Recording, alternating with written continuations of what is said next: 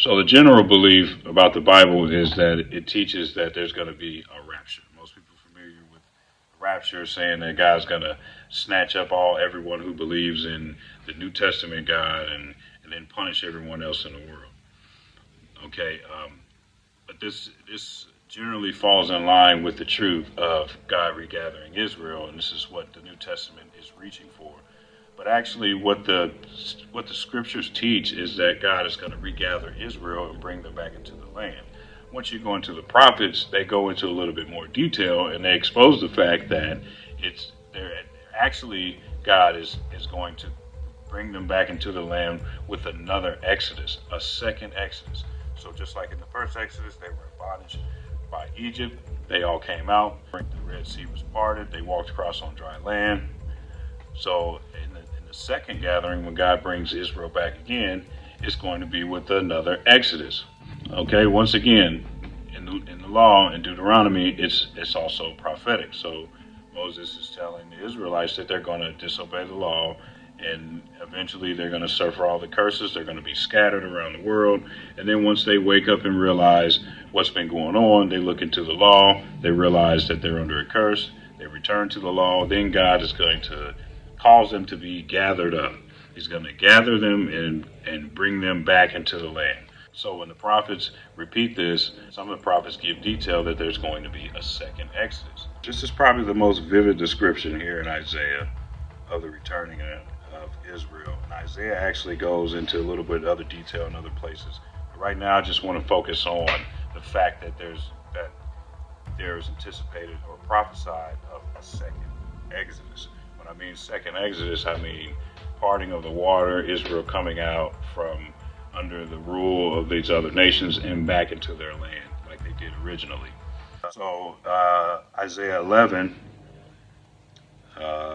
verse 11, okay, it shall come to pass in that day that the Lord shall set his hand again a second time to recover the remnant of his people who are left from Assyria, Egypt, Pathros, Cush, Elam, Shinar, Hamath, islands of the sea. Set up a banner for the nations, assemble the outcasts of Israel, gather the dispersed of Judah from the four corners of the earth.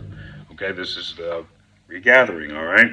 All right, verse 15, the Lord will utterly destroy the tongue of the sea of Egypt.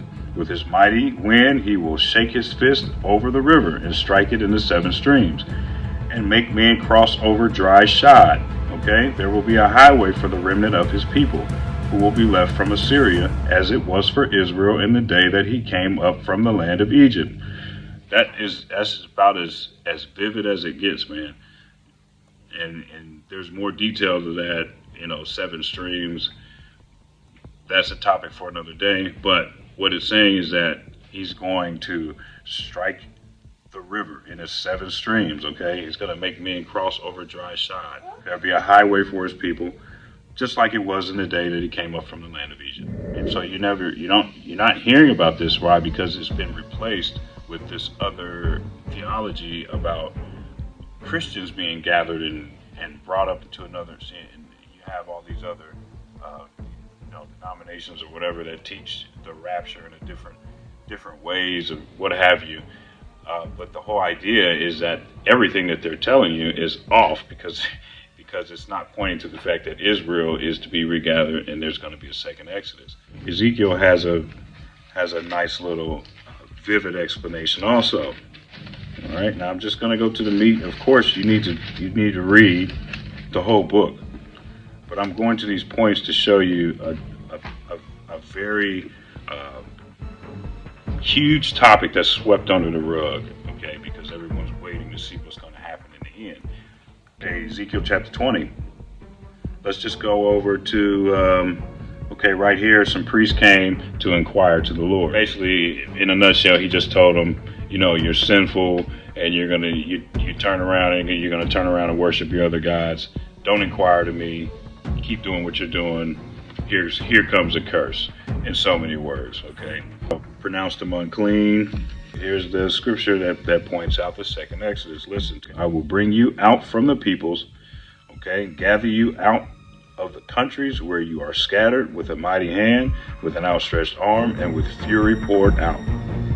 And I will bring you into the wilderness of the peoples, and there I will plead my case with you face to face, just as I pleaded my case with your fathers in the wilderness of the land of Egypt. So I will plead my case with you, says the Lord. I will make you pass under the rod, and I will bring you into the bond of the covenant. I'll purge out the rebels from among you and those who transgress against me.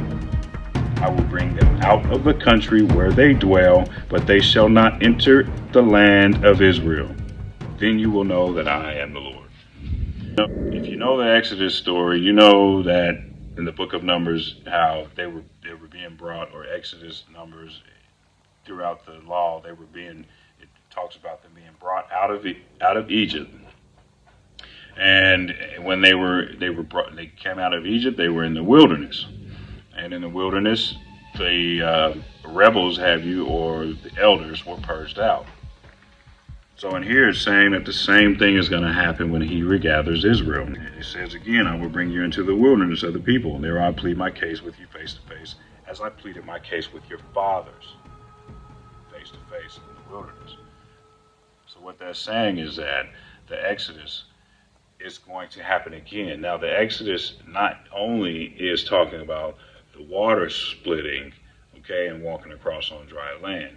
That was the miraculous thing that he did for them to save them from the Gentiles. But the Exodus also is them being in the wilderness and receiving their instructions, okay? Once again, this is going to happen. This time he says, I will make you pass under the rod and bring you into the bond of the covenant. That will be in line with Deuteronomy 30 and verse 6. It says, and I will circumcise your hearts and the hearts of your descendants. This is God cleansing Israel, giving them a clean heart, bringing them into the bond of the covenant, purging out the rebels from among them, just like he did in the initial Exodus. Now that brings us into the book of Hosea. Throughout Hosea, he's comparing Israel to a whore, or an adulterous wife, who goes after other lovers. He's referencing Israel as a wife who betrays her husband.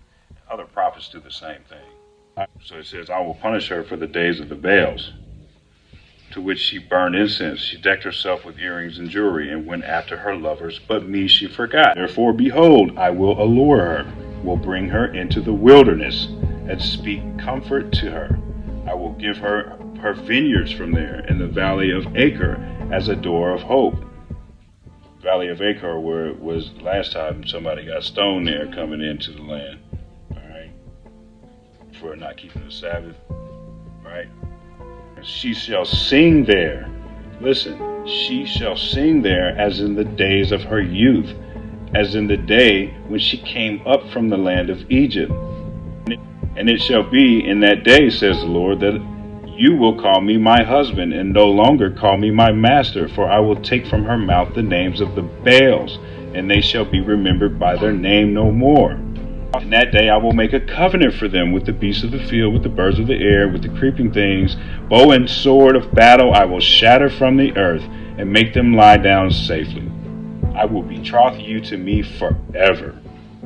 Now look, he's going to bring back his people. He's going to bring back his wife, his adulterous wife, right? And she will sing to him like she sung to him in Egypt, just like when he saved her the first time. And the last one I want to touch on is in the book of Micah. He's telling Israel about their blessings and returning. Chapter 7 and verse 14. Shepherd your people with your staff, the flock of your heritage, who dwell solitarily in a woodland in the midst of Carmel. Let them feed in Bashan and Gilead, as in the days of old, as in the days when you came up out of the land of Egypt. I will show them wonders. The nations shall see and be ashamed of all their might. They shall put their hand over their mouth. Once again, it's talking about how the Israelites are going to be brought out, as in the days when they came up out of the land of Egypt. And he says, I will show them wonders, okay? The Exodus, the splitting of the Red Sea was a wonder, okay? So they're going to be astonished, all right? Now, this goes back to when you read Isaiah 52, verse 14, just as many were astonished at you. So his visage was marred more than any man, and his form more than the sons of men. so shall he startle many nations. Kings shall shut their mouths at him. For what had not been told them, they shall see, and what they had not heard, they shall consider. Israel was plundered so bad, invaded and destroyed so bad that they weren't a nation. His visage was marred. He was plundered and taken over and destroyed as a nation so bad that he's a defeated foe of the Gentiles. Okay, he's been brought down to nothing. It's going to be an astonishment when people find out who the Israelites are. And in that astonishment, they're going to witness a second Exodus. I already did the segment on how the knowledge of the law was hidden from the Israelites. Not only was the knowledge of the law and the understanding of the prophets hidden from the Israelites, obviously it's hidden from the rest of the world. Israel is unknown to the world. No one knows who the Israelites are. Eventually the Israelites find out who they are, okay? And once they wake up and they return to the law, God is going to cause them to be gathered up. And then when he gathers them, he's going to save them from the Gentiles again, the same way he did initially in a second Exodus. While everyone is looking up into the sky for people to be snatched up into the clouds, the scripture explicitly teaches that Israel, when they return to the law, will be gathered up and they're going to come into the land again. The prophets define this return to the land as the second Exodus, them crossing over on dry land and once again being saved just like they were in the first Exodus. So once again, this is another hidden gem. I hope people read and study and really see what's going on with this book and with these religions and this New Testament, how much knowledge we've deviated from. But once again, there is no rapture. There is a second Exodus for the children of Israel.